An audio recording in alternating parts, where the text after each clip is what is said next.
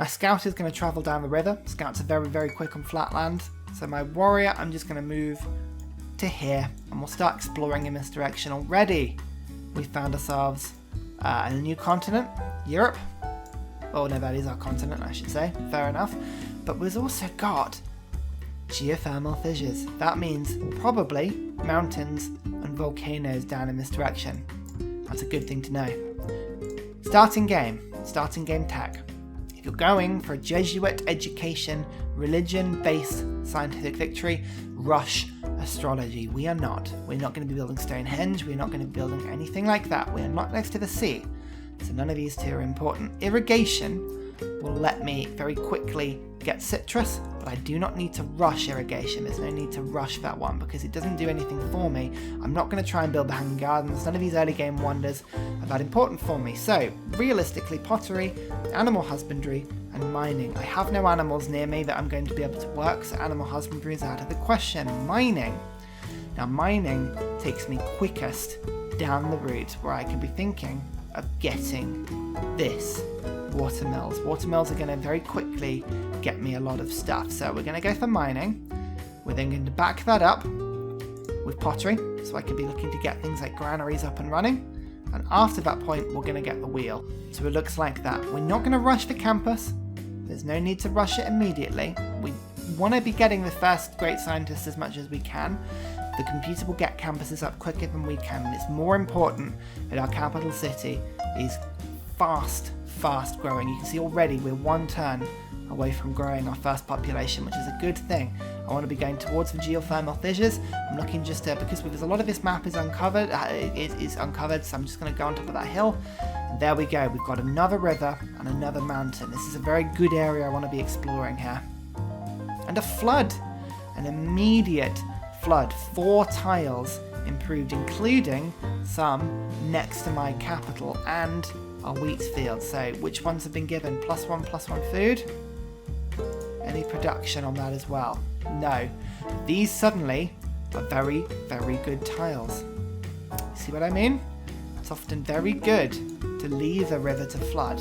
I have my second population. I would always recommend you have at least 2 pure food-based tiles. Now I know I'm not getting any production from any of these tiles. We don't really have any high production tiles at the moment, so forcing Rome up to 5 population as quick as I can is no bad thing until the housing caps out on me. Now, even though we're not playing a religious game, once I've got Code of Laws, which, as Rome, because you've got a monument, you get nice and quickly, you want to go God King. I want a pantheon as quick as I can. Pantheons, unlike religions, are 100% essential. There is one particular pantheon that I want to be looking for. I think it's called Divine Spark. Let me just double check that. I'm pretty sure it's Divine Spark. Divine Spark, yeah, there it is. +1 great person points from holy sites, campuses with a library, and theatre squares with an amphitheatre. It will supercharge the amount of great scientist points I'm producing per turn, and will massively help my sciences, my great science victory. I can't tell you how important it is to get a pantheon. So I'm going to go straight to God King. The little bit of extra early game gold is a good thing. Once I get a pantheon, I'll switch back to urban planning. That 1 production is good, but it's not great, and we're going to go straight towards fighting strength with barbarians. Now, survey is great if you can get a lot of scouts out. You can get some very fast tracked scouts, but scouts die very quickly. I'd rather have discipline to keep the scouts around for longer. There are 2 important civics that you want to be going for early in the game. Firstly, Ilcum, I should say, with craftsmanship here. 30% production towards builders. It is imperative on any game you play. Every tile worked by a citizen should be improved. The main way you're going to get that is to have lots of builders, and Ilcum helps massively. Improve 3 tiles is the boost on this one. It is a very quick one to do. If I've built a builder to start with, I can get that one up nice and quickly. Early Empire is the other one. Colonization. Spelled with a Z, goodness me. Americans. Plus 50% production towards settlers is a huge boost, and I want to be getting that as soon as I can, especially because it stacks up with Magnus's provision. Settlers trained in the city do not consume a population. I want that up nice and quickly. So the question is, do I have a high production start? If I do have a high production start, I want to beeline early empire. If I don't, I want to get craftsmanship. So I'm going to craftsmanship first, and then I'm going to go through early empire.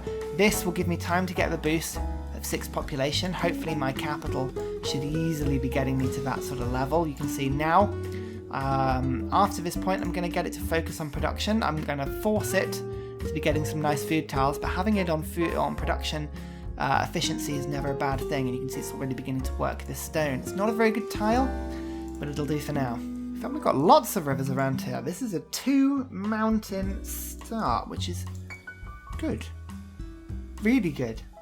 And actually, this geothermal fissure gives me something to think about, because that's going to give me some decent adjacency bonus with a campus. Now, question is, can I get a format where that geothermal fissure and a bath and a campus can all be put in? Something to consider.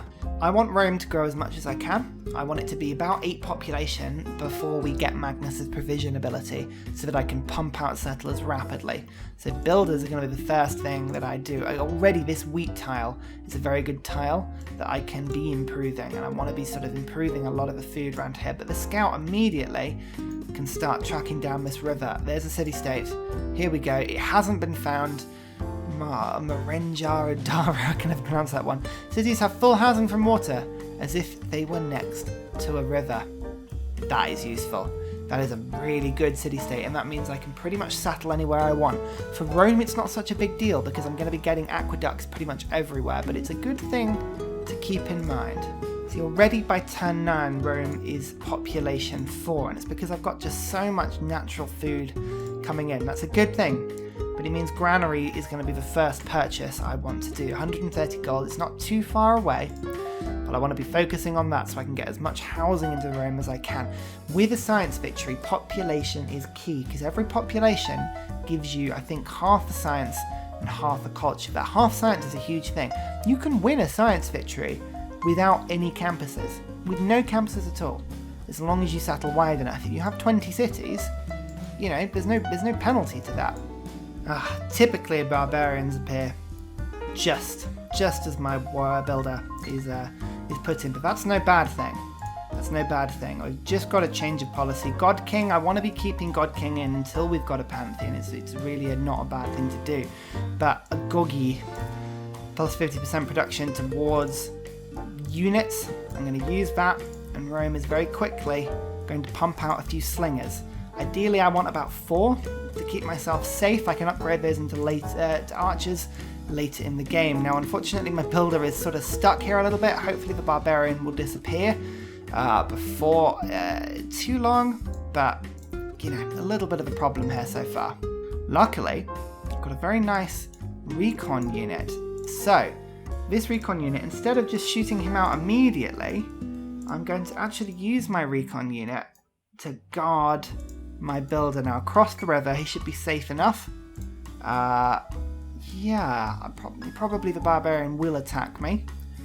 Yep, there it is. But this actually is just going to nicely level my scout up. I can fortify him, heal him in my territory. I've improved. There we go. Improved the farm. 1 more farm improvement.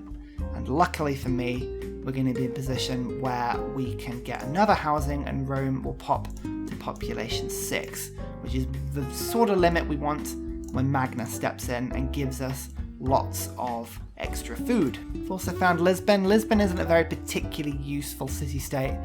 Trader units being immune to being plundered on water. Meh. You know, there are worse things.